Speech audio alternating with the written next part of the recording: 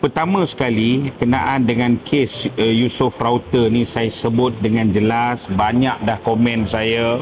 Tetapi kita kena faham Yusof Router bercakap benar. Kerana Yusof Router bercakap benarlah, dia lalu ujian poligraf dan ujian poligraf itu keputusannya tidak dibenarkan untuk Yusof Router dapat secara rasmi dan submit ke mahkamah. Pada ketika itu Anwar pun ditawarkan untuk buat ujian poligraf. Pada ketika itu selepas daripada Yusof Router, kena ingat, dan Anwar telah menolak. Ketika itu dia bukan Perdana Menteri, dia adalah laki kepada timbalan Perdana Menteri. Kerana itu persoalan dia ialah Anwar takut.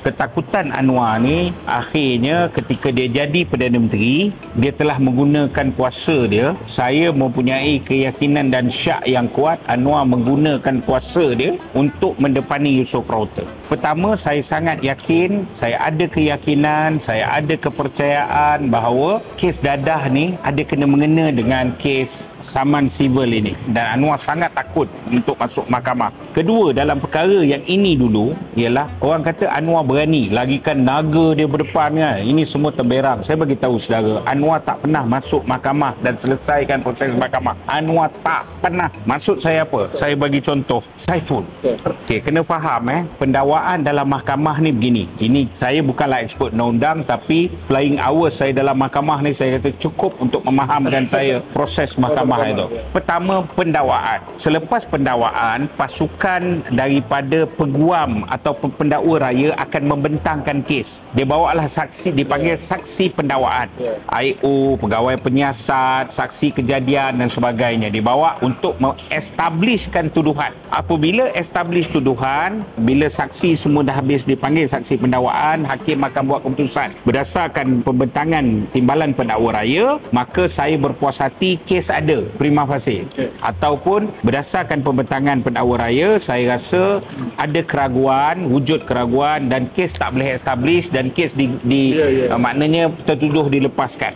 Selepas sahaja daripada itu, macam kes Saiful, lepaslah doktor, pegawai penyiasat, Saiful sendiri dan sebagainya masuk jadi saksi, maka hakim cakap, ya, setelah mendengar semua memang ada kes, saya percaya wujud kes pendakwaan ini diterima dan Anwar dipanggil bela diri. Dan bila prima facie ini, peringkat itu, bila dipanggil bela diri, maka kita terpaksa susun saksi-saksi pembelaan. Kita terpaksa menyusun alibi kita. Dan orang pertama, macam kalau pendakwaan, orang pertama akan masuk ialah orang yang melaporkan ataupun orang yang ada di kejadian. Kalau liwat, mangsa liwat lah. Kalau macam saya, ada orang lapor polis ke atas saya kerana itu, kerana ini, jadi pelapor itu yang akan muncul sendiri. Jadi bila pembelaan, saksi pertama pembelaan ialah selalunya tertuduh. Dalam kes Saiful, Anwar tak masuk kandang saksi. Anwar cuma duduk kandang pesalah. Kena faham dalam susunan mahkamah, yang berdepan dengan hakim ni itu adalah kandang tertuduh. Kita duduklah tercongok sepanjang tempoh perbicaraan.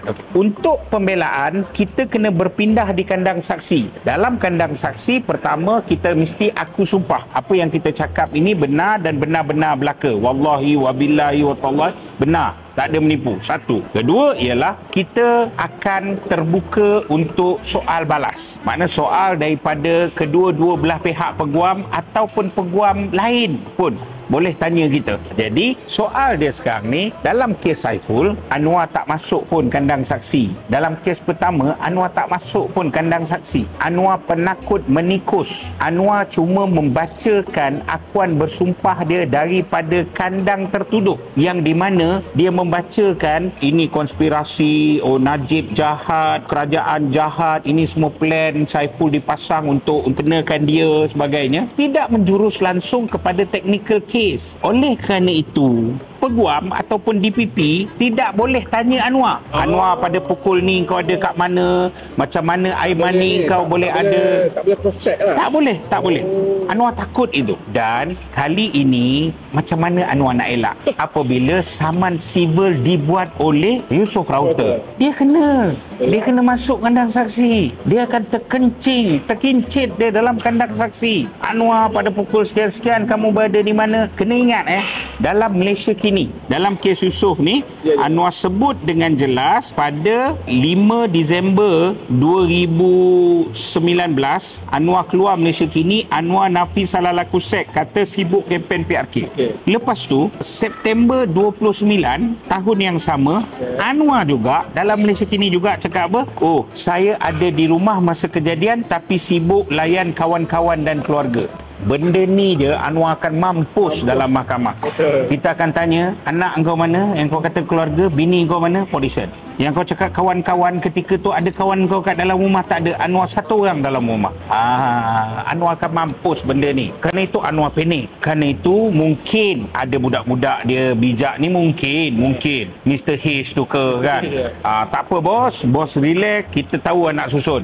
Maka jadilah kes dadah, pistol, senjata api. Yang akhirnya, kalau ikut hukum manusia, kalau katalah Yusof ni dibayar, disogok dan sebagainya, ada political motif, kamu kena ingat, semua orang kena ingat, Yusof berdepan kes gantung sampai mati. Ikut hukum akal, Yusof dah surrender, Yusof dah gantung bendera putih. Betul. Baiklah, kita tarik kes saman, kes ni terailah nego dan sebagainya. Tapi Yusof bukan begitu. Anwar terkejut. Yusof bukan begitu. Yusof nak terus lawan kes dadah dia yang dah banyak fakta bersepah menunjukkan bahawa itu adalah satu benda jahat yang kena ke atas Yusof, dan Yusof nak lawan juga kes saman civil ini. Ini Anwar dah trap. Setelah sedar benda itu dan memang nak tarikh 16 hari bulan dah dekat dah mulanya pembicaraan tu, Anwar mula cari Helah. Anwar dan Helah mahkamah ni sebati, maka dia telah tukar lawyer. Hari tu ketika ingat ni budak-budak Najib yang menyokong ni, ingat geng-geng Anwar gelakkan Najib tukar lawyer. Ini Anwar tukar lawyer.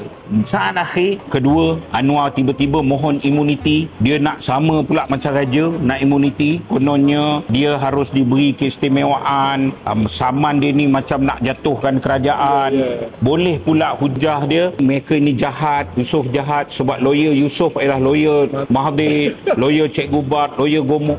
Apa ni? Ini ke kualiti Anwar Ibrahim?